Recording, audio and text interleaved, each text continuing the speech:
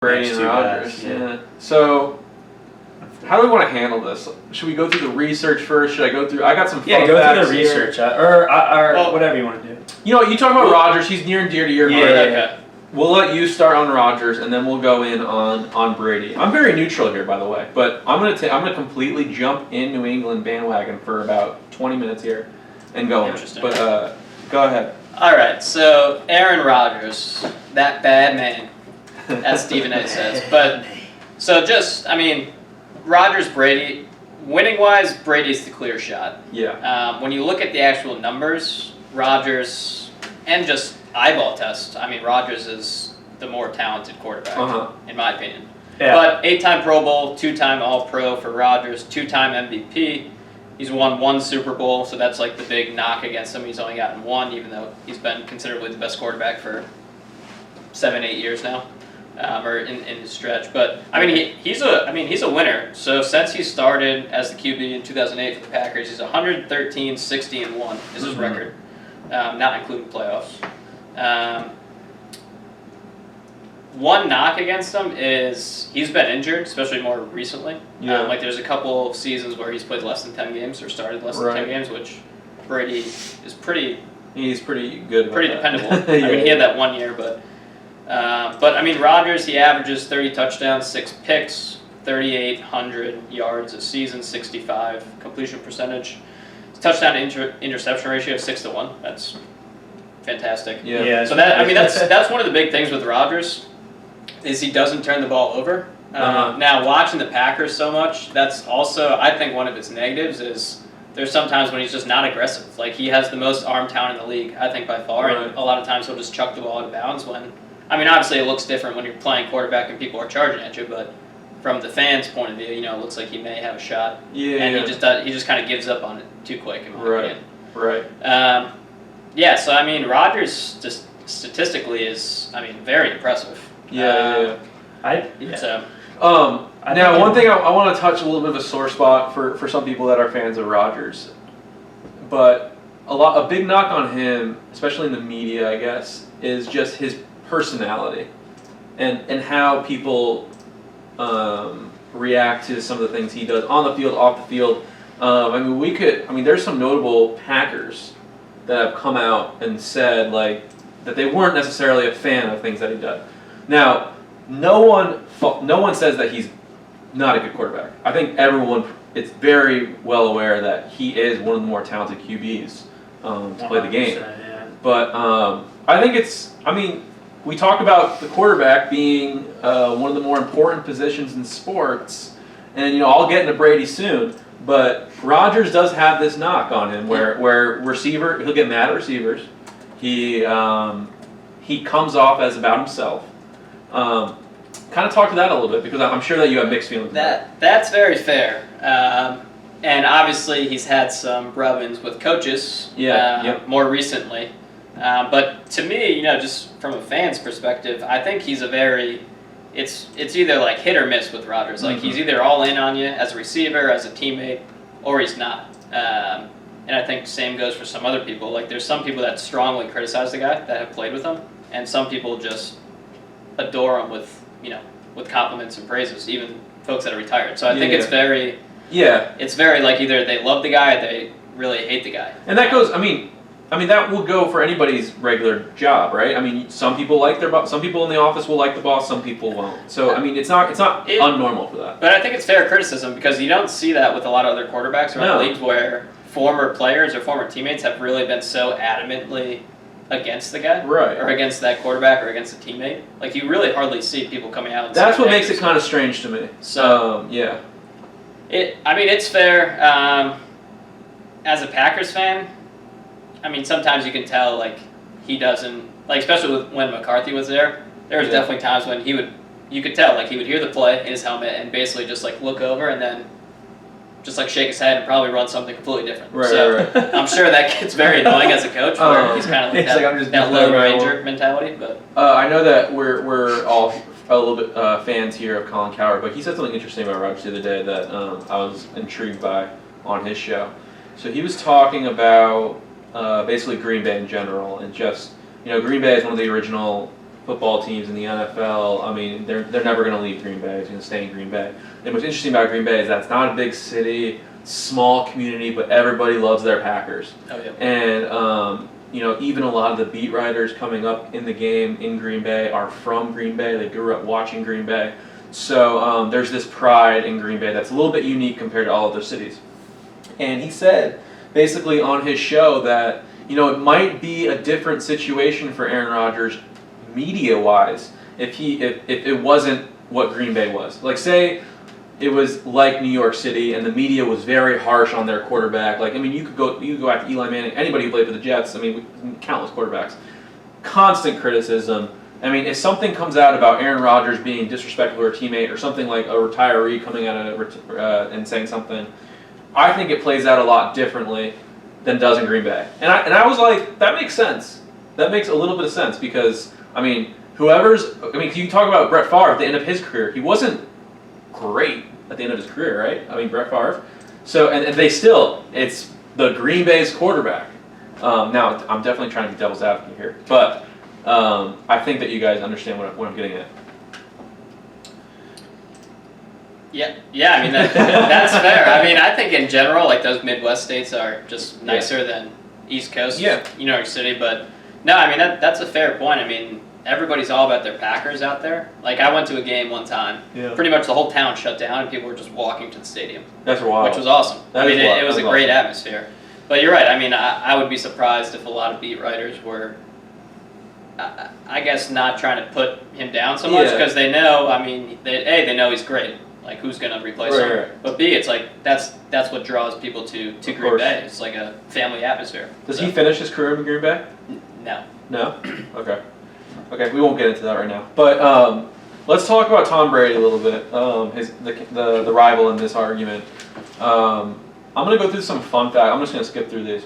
I just saw a fun little website here that kind of listed out fun facts about Tom Brady. So, number 40, good Catholic boy. Tom Brady was born to a Catholic family in San Mateo, California on August 3rd. He's the only boy of 4 children, grew up with 3 older sisters. Let's see, anything. Growing up, he was a fan of the Lakers and Boston Celtics, winning teams. He's a winner. Lakers and what? Number 37, all he does is win.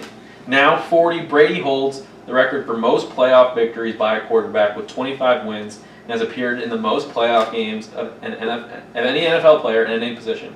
He has started a record of 34 playoff games, and that number is seemingly going to grow. The man apparently doesn't age. These are all just kind of funny, but he's also borderline insane in my opinion.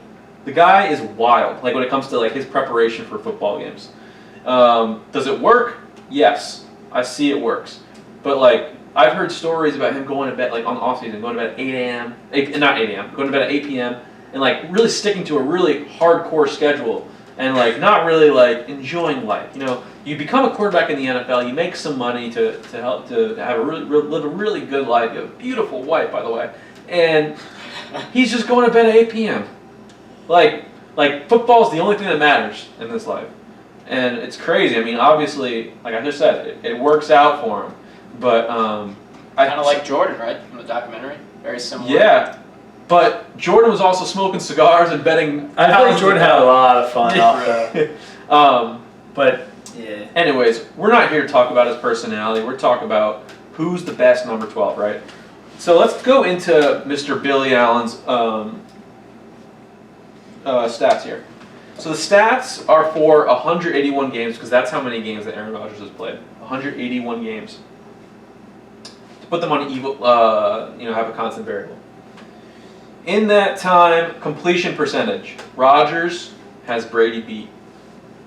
Yards, Rodgers has Brady beat. When? So Rodgers has played 181 games. So this is Brady's first 181 games. Oh, okay, gotcha. Yards, Rodgers wins by 1,126 yards. TDs, Rodgers wins by 23 touchdowns. Completions, Rodgers wins by 22 completions. Attempts, Brady wins there. 55 more complete attempts. Interceptions. Rodgers wins there. 41. Not good for Rodgers. QBR. So Rodgers has more picks. He's thrown. I'm sorry. I read that wrong. Brady has more picks than Rodgers. Okay. 41 more. Got it. And Billy put a fact check next to this next one for QBR, so he's not really sure if it's correct. But Billy's numbers here say that Rodgers has a better QBR by 5.9. Sacked. Brady was sacked 138 more times. Yards per attempt. Rodgers wins. Rushing attempts. Wow. Rodgers. Less. No, 196 less. Rodgers has less? 400. And Brady? Oh, I'm sorry. These stats I'm reading it differently because he switched the colors and all these things. Rodgers has 196 more rushing attempts. Yeah. Rushing yards, Rodgers wins by 2,377 yards. Rushing touchdowns, Rodgers wins by 14. Pro Bowls, that's a push at 8. Super Bowls, Brady has the win by 2 Super Bowls then he obviously won. Right. How many? He's got up to 6, right? All Pro, push, MVPs, push. I'm sorry, Bill, these stats don't say anything to me. You know why? Because Brady, Rodgers has got to finish it out. He's got to. I think these next few years are critical for this discussion. If Rodgers goes ahead now, do the Packers have a roster to win a championship this year? Be honest. No. No. They're also in. They only got 10 wins. They're also in.